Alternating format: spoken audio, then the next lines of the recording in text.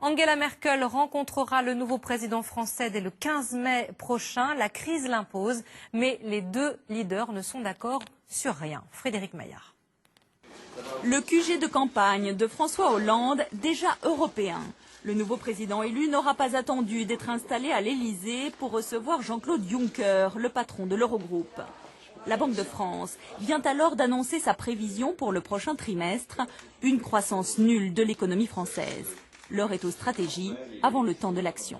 Je peux délivrer auprès de mes interlocuteurs ma démarche, mais je dois aussi en retour entendre ce qui m'est dit de la situation de la zone euro, de la question qui est posée par rapport à l'imbroglio grec.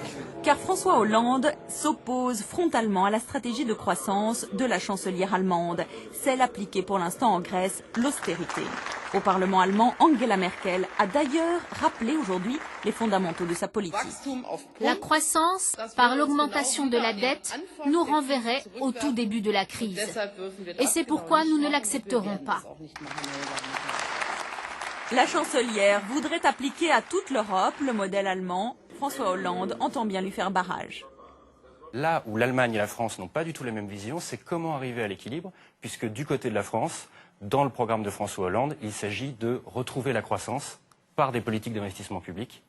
Et c'est cette croissance retrouvée qui donne de la marge de manœuvre pour rétablir l'équilibre des finances publiques. Alors que dans le cas du modèle allemand, on est davantage dans une logique de compression maximale des dépenses publiques. François Hollande, qui se veut l'héritier de François Mitterrand et qui ce soir honorait sa mémoire, s'envolera mardi 15 pour Berlin, juste après sa prise de fonction à l'Elysée.